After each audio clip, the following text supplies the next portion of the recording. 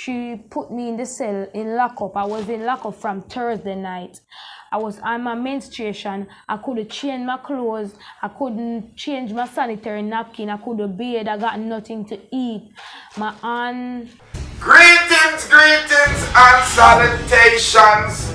Yes, you know it's your favorite Jamaican. It's Rastafari, soldier of Deep Roots TV. Listen up, people. YouTube cancel me other channel them. So if you're seeing this for the first time, you go ahead and hit that red subscribe button, and we gonna have a great relationship, ladies and gentlemen. What we're gonna be talking about today is the incident that went on, yes, in Jamaica. I'm talking about the young female Rasta lady that got her locks cut, which is unfortunate, ladies and gentlemen, and it's making a buzz about the place. I'm going to let you hear a little bit of footage going on, but I want you to hit that red subscribe button, ladies and gentlemen. Like I said, my other Deep Roots TV channel was cancelled, unfortunate, for YouTube violation. But you know what, Rasta is building it back better. You are going to put it hole in them like a morning sweater, shit, greater in them like a cheddar. So it's Rastafari, so ladies and gentlemen, and you tune into Deep Roots TV, because if you want to hear the truth, go ahead, subscribe. But right now, family, we are got to the point at matter right now, because what I noticed going on in the news, there's a young empress, Rasta empress, that unfortunately has been taken in by the Four-Part police station, and what occurred, ladies and gentlemen, is shocking. What is being reported in the news, it's being stated that this young lady was at a taxi stand location coming in from school. She's a practicing student, a nursing student, and she was in the taxi cab with no other occupant. And what occurred? Assailant or alleged person that did something ran up in the taxi cab, and the police approached the taxi cab to apprehend the person. While in the process, the person resisted, and the police sprayed pepper spray inside of the vehicle. Unfortunately, the Rasta Empress Nzinga King was there, and she became, irritated by the process and by the pepper spray that was sprayed there on her. Unfortunately, ladies and gentlemen, it's a bad situation, because she was then taken to the Four-Pass police station. And what did they do? Lord, I'm going to let her explain to you right now. So people want to check out the video, hear what I want, because a that I want, and what I want, then we have a reason. You are going to listen to her mother. What caused it? What was the reason for you to trim my daughter's lock? This I know see a long time them are dealing with Rasta certain way. Her mother would say, instill discipline. This is not instilling discipline. This is instilling anger in people. This is instilling hurt in people. And we have to stop. I feel like we would have committed everything on the right people. Because everyone a human being. And if a man attack me,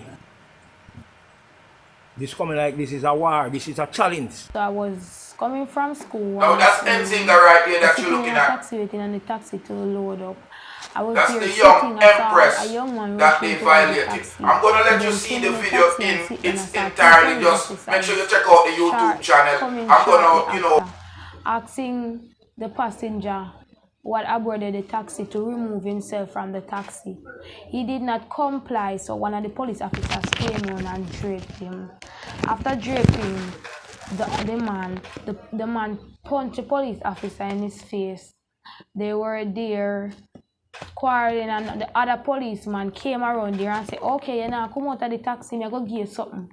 To come out of the taxi, remove his pepper spray, and he sprayed it in the car. I was there sitting down, a lady was there breastfeeding in the taxi. The policeman behaved as if he did not care about what he had done. So I came out. I was angry because I was there observing the protocols, having on my mask and everything, and you came there just to remove one occupant and you pepper spray in the whole car. So I was there, I had to remove my mask because I was not breathing properly. Having on a mask and being pepper sprayed, you can't breathe properly. I was there hyperventilating, and I removed my mask. I was so upset because of the situation. So the policeman claimed that I had disrespected him. and he behaved as if he did not do anything wrong. So I was there. They said they were gonna arrest me for not wearing a mask. I was brought to the police station. I was told that I was charged for not observing COVID-19 protocols, not wearing a mask. On the day of court, I arrived at court. My name card, I went in. I was told that I wasn't charged for a mask. I was charged for disorderly conduct. I was there. I explained to the judge what had transpired. They did not explain to me properly what was going to take place. They did not explain to me that I could pay the fine of $6,000. I only heard when he said 10 days in the lockup. So one of the police officers escorted me downstairs where I would be waiting for the police officer to come and transport me to the station. On arrival at the Forepass police station, I was sitting on a bench. I was then asked to go in the bathroom to stand up. I was asked to go into the bathroom.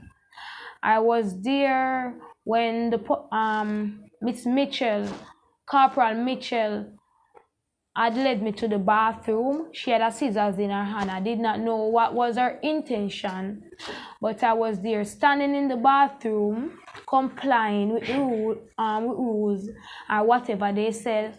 I was there and she said, pull out your hair, loosen your hair, young lady. And I was there. At first, I didn't comply with loosening my hair. And I was still standing there. She said, young lady, you know, hear me say remove the school shoes from your hair. I then removed my hair. She started cutting my hair. After cutting my hair once, the scissors that she was using did not cut my hair properly. So she called for another scissors. So she cut my hair twice. Because after she used that first those scissors, my hair never cut as how she wanted or whatever. But she used another scissors to cut my hair.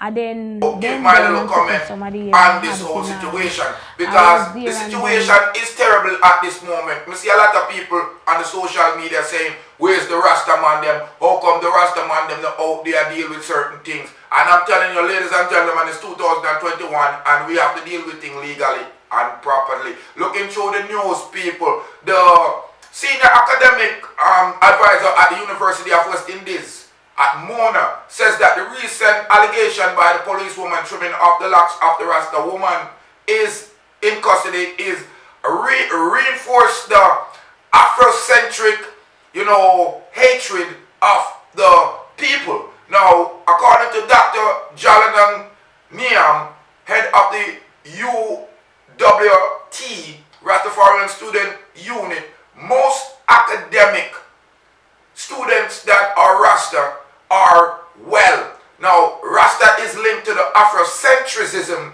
and is the concept in the academic, scene using certain describable way and idea of Africa in its representation generally. He also explained that what this means for post-colonial people in that they themselves have taken the premises as far as their self-expression, outlook, identity of Africa and culture of their emerging diaspora. Now, he also said, the locks is really a perception and an ideology of the African nation, and Rastaman should be looked at and hailed. They also referred to the Carroll Garden incident that was a major, situation that we call a heinous situation, a national tragedy and a crisis.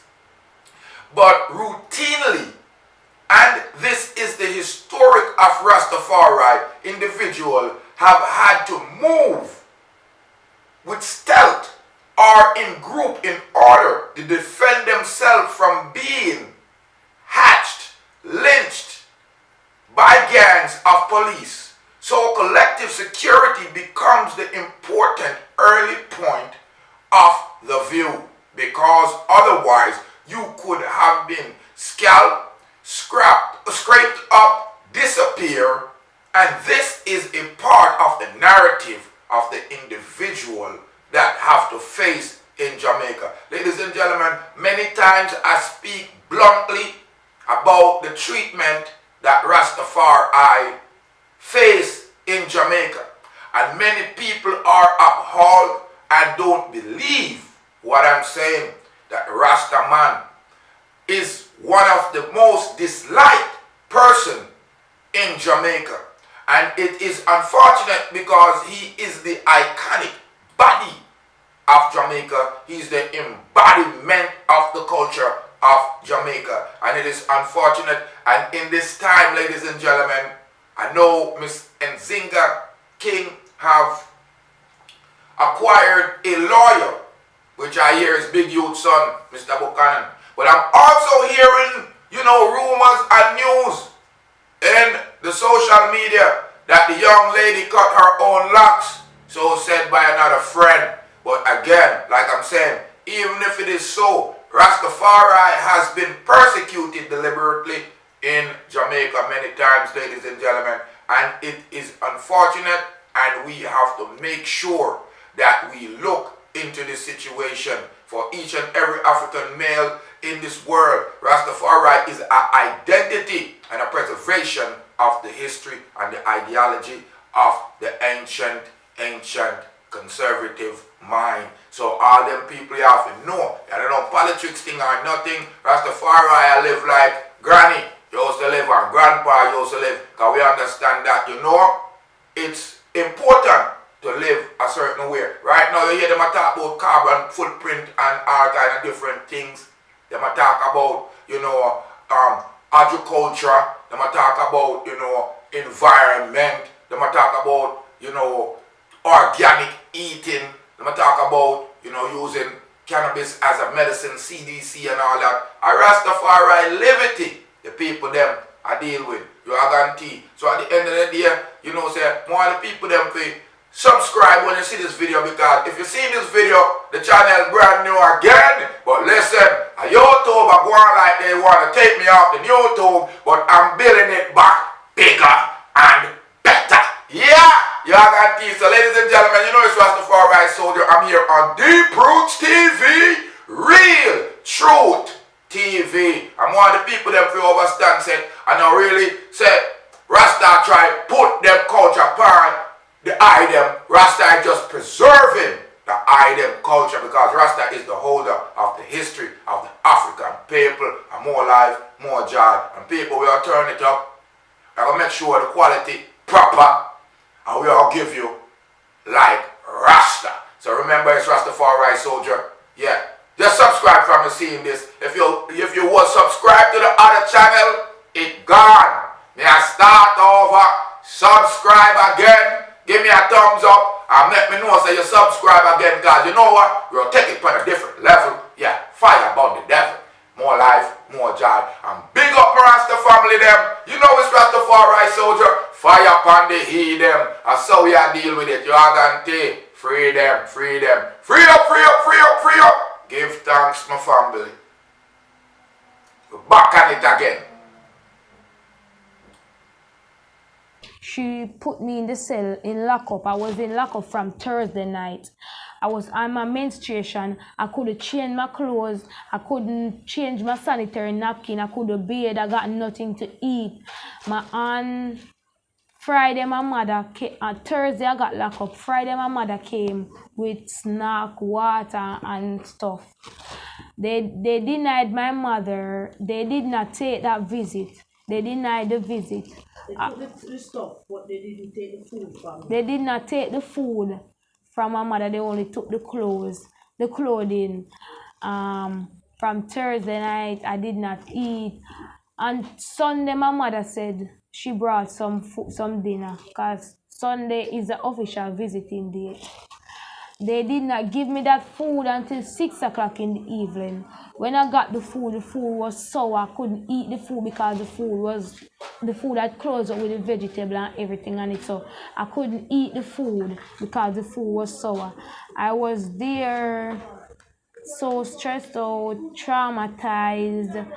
A current situation had happened to me, and that still had impacts on me. And in the lockup, I can't get anybody to talk to.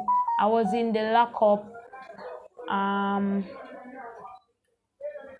I was in the lockup on Monday. My mother came, and my mother paid the $6,000, and I was released from lockup. Surprisingly, on Monday when I went for her, only to see they brought a little girl to me without no locks on her head. Because believe me, I couldn't even identify my daughter at the time when I saw her.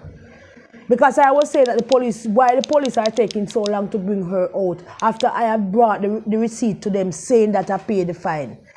And when the policewoman tell me that it's my daughter, I almost pass out. And me ask her, I said, warm to your locks, where your locks there? She said, one policewoman trim her. Me said, where the policewoman the name, where she come from? She said, one policewoman named Corporal Mitchell. Trim her. So, you know, me da like some answers. Me da like to know the reason why she trimmed my daughter locks. Why was her locks trimmed? What was the reason for that? What she do? Apart from you saying that she was behaving outrageous, apart from the outrageous behavior, what caused it? What was the reason for you to trim my daughter's locks? This have to stop. It need to stop and it have to stop. And this is going to be the last Rasta one over trimming in Jamaica. Remember. It's devastating because Nzinga is on a path of recovery from a very traumatic experience when she was 16 years old. She was gang raped, she was pregnant, she carried that pregnancy to term, and the baby died shortly after the baby was born. And that was a particularly difficult period for Nzinga. But we worked through it, she worked through it, and she came out on top of it. And then now she's in nursing school and trying to now reshape her life.